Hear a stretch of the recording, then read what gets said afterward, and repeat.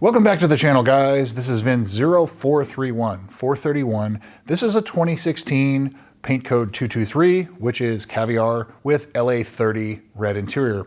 For sale at Lexus in Manhattan, New York State. Originally $60,000, now $59,000 with 40,000 miles. Production statistics: 448 out of the 2,348 cars for the US 49 everywhere except Hawaii were Caviar. Of those 448, 202 had LA30 red interior. So it's like 8.6% of all US 49 production was this color combination. So it's like a 3 or 4 out of 10. It's the fourth most common color combination. So you have white with red, white with black, black with black, and then black with red. So that's what this is. 2016 specifically, 284 out of the 1,418 cars were Caviar. Of those, 127 had LA30 red interior. So this car is one of 127 at its rarest. Carfax, Epic VIN, Auto Check. Carfax shows this as a 3-owner, no accident car, so that's what you like to see. Epic VIN shows this as a 3-owner, no accident car.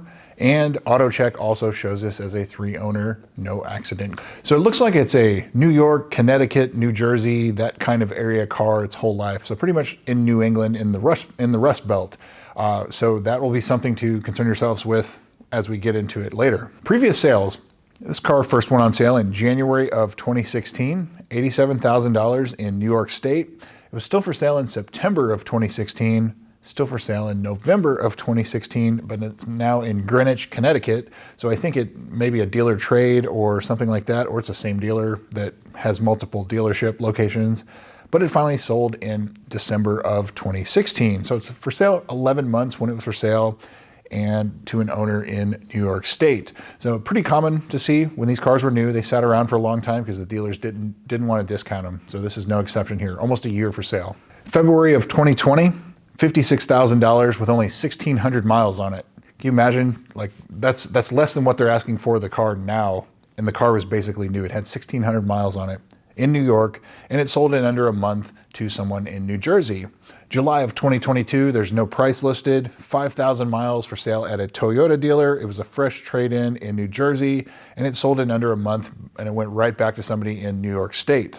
And then now, March of 2026, right now, $60,000, and then they immediately dropped it like a day later to $59,000, 40,000 miles, and in Manhattan, New York. As I said earlier, it's pretty much a New England car. It's been there its whole life, hasn't gone very far. So now into the photos. There are no current photos listed yet. And the reason I'm doing this video now instead of waiting until the photos come out, because I've had a lot of interest in this car, and the Carfax that's available to the public, you can see that it's a clean title, no accident, low mileage car. So that piqued a lot of interest. And so I had a lot of messages, a lot of emails about this. And so I'm going to go ahead and give you what I have on it. However, this will all be subject to what it looks like in person. So do your due diligence still, even though I'm doing a lot of it for you. Do your due diligence and look at things up close, inspect things, get a pre-purchase inspection on this car no matter what. When this car was for sale in 2022, I have photos when it was for sale new and when it was for sale in 2022. 5,000 miles, that was a long time ago, but that was 35,000 miles ago and 4 years ago, but it did look pretty clean then. If you're not gonna go check this car out in person, ask for a lot of photos, ask for a video walk around, the touch points on the inside, the steering wheel, the seat bolsters, the armrest, things like that. You definitely need to inspect that closely. Now, 40,000 miles doesn't sound like a lot of miles, but if it was driven, New York or whatever, it could have been several short trips, lots of stop and go, things like that. So it'd be like buying a car from Texas with 100,000 miles where it's just, easy miles, doesn't have a lot of stop and go. Just kind of depends on the environment and how it was used. Could have been just a nice day driver, could have been somebody's daily driver in the summertime, who knows? But there's a lot to look at as far as current photos. The other concern I would have, being from the Rust Belt, is was it driven in the winter? And if it was, how winter driven was it? This car could be squeaky clean underneath. It could be terribly rusty underneath. So that is something to look at carefully too. So that brings me to the price. This car, low miles, 2016, clean title, no accidents.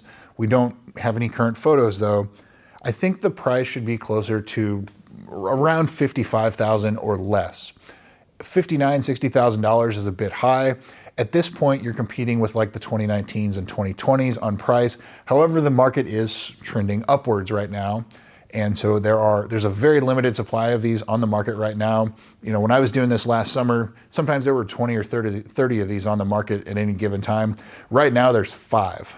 And those 5, I've done videos on all of them. They either have issues, they're extremely overpriced, or otherwise, you know, branded title or something like that. But these cars, there's an incredible demand for them, limited supply. So what happens when that happens? The price goes up. And so you see cars like this that pop up that are low mile examples that feel like they're overpriced, but they may not be. But the market is trending upwards. And I've talked about it in a couple other videos. There's been a recent sale at a wholesale dealer auction of one with about 30,000 miles that sold for $62,000 wholesale. So that's probably what the dealers are seeing. And they see that the wholesale price is increasing on these, so therefore the retail price is also increasing. And so that's probably what's going on here. But to me, based on how I have been tracking the prices, it feels expensive, but it may not be. It's sort of in that weird range right now. So now into the service history.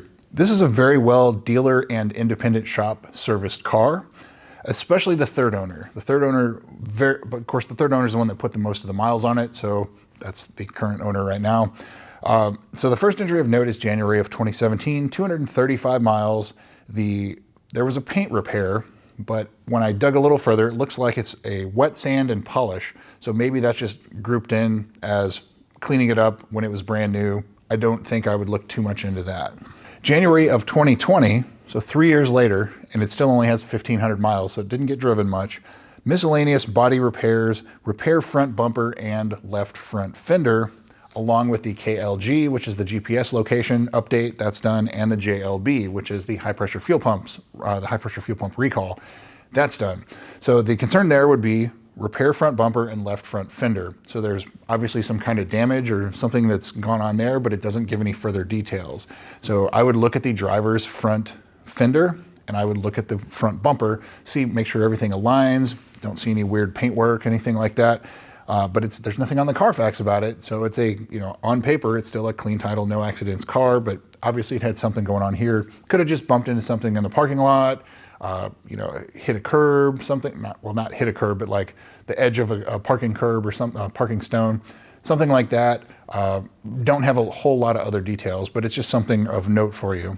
And then we'll fast forward to March of 2026, 39,700 miles, which is 296 miles less than what it has right now.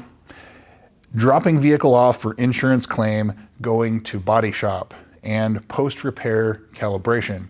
So there's something that's gone on with this car that is not reported on Carfax. It was claimed under insurance, but don't know what it is. However, it looks like that was done at the dealer that is selling it. So you should be able to inquire with the salesman and say, hey, what is this? What did they do? They should be able to tell you. If they don't, they might be hiding something. I hope they're not doing that, but there is something else going on, and it only happened 296 miles ago and this month. So very recent, and there was an insurance claim. Could just be a windshield, but usually you don't go to the body shop just for a windshield. So something to consider and dig deeper on that if you're going to consider this car. Throughout the years of the third owner's ownership, there are several like quick oil change type places where it says oil, air filter, cabin filter replaced, kind of the basic maintenance, which is all you'd really expect to see. So don't have any issues with the service history. I do have issues with the sort of paint repairs that I see, at least 2 of them that I would dig a little bit further on. So what's not done? Tires and brakes. I don't see anything on either of those being replaced. This car with 40,000 miles probably has had at least 1 front brake replacement, and it's probably due for rear brakes pretty soon if they haven't been done. Tires, definitely will need tires if they haven't been replaced. These cars, when they come up for sale, they always need brakes and tires. So expect to do that on this, so add that to your total cost here. I don't see where the low pressure fuel pump has been reprogrammed on this one. So if you shut everything off except the engine, so turn off the HVAC, everything else, listen in the back seat, see if you hear a humming or buzzing. There is a reprogram fix for that. However, it's out of the coverage for Lexus now, so you'd have to pay them an hour of labor in order to get that done. HVAC servo sweep. talk about it in almost every one of these videos. Make sure the car's fully warmed up, set one side to max hot, one side to max cold, cycle through everything, and then switch sides. Make sure everything responds like it should. If it doesn't, there is an HVAC servo sweep that has not been done on this car yet that will readjust those limits. And if you still have the problems after that, then you've got to get some of the servos replaced. Some of that can be quite expensive. The ZLZ has not been done on this car. That is the sticky, deformed, delaminating dash. The Lexus will cover that 10 years from the in-service date. This car's been in pretty much a cooler climate its whole life, so it's usually more affected in the hot climates, you know, Florida, Georgia, Texas, Arizona, California, well, not really California, but a lot of the southern hot states that it's usually more affected by. And so the in-service date on this car is November 28th of 2016, so you have until November 28th of 2026. So you have a few more months to get that covered if it is an issue. If it's even slightly sticky, Lexus will replace it for you free of charge. So don't see anything about the valley plate being inspected or resealed. This car being a 2016, I would fully expect to have to do the valley plate reseal anytime now. Heat cycles and time, not necessarily mileage. I've talked about that at length in other videos. Put money aside for that. If it's not leaking, it will be in the future. Front lower control arm bushings, look at the insides of the front tires. Make sure you don't see any excessive wear. If you do, front lower control arm bushings, an alignment, and 2 front tires will be needed.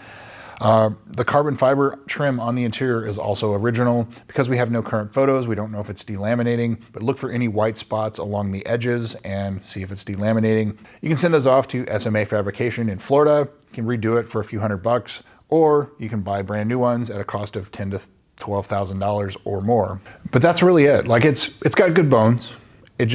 There's a couple things that it needs to be brought up, most likely, and it probably needs brakes and tires. That would be the big thing, brakes and tires. The fluids in it are 10 years old. So look at doing coolant, transmission service, TVD service, torque vectoring differential. Do those and get it out of the way and it's sorted. So that brings me to, would I buy this car? I think at this point, not right now. If I saw better photos and I could reassure myself that this paint work was done satisfactorily and whatever was recently done in the last 300 miles, you know, that insurance claim, that would be the other thing that, you know, I'd be a little bit mindful of. But to me, again, the price feels high, but again, the market is trending up right now. So it could be fair. It's just the prices on these cars, especially the low mile, no accident ones, clean title, are increasing. And so that's what we're seeing right now here in March of 2026. The multiple instances of paintwork, though, that would be what concerns me. I'm not turned off by it, but again, I have to satisfy myself that everything is satisfactorily done. Satisfactory, I don't know what's the best word for that, but I'll reserve full judgment until I see photos, but it's like it's got good bones, good potential, but it just needs a little bit further investigation. And as always, make sure you do a pre-purchase inspection on these cars. It can potentially save you thousands of dollars by spending a few $100s up front. Worst case, you walk away from it, have a couple $100 out of your pocket. So that's what I've got for you guys, VIN0431. If you have checked this out in person or know any more info on it, leave it in the comments and I will pin it to the top so others can see it if you didn't buy it. And if you didn't buy it, why did you not buy it? So that's what I've got. Thanks again for watching. We'll see you soon.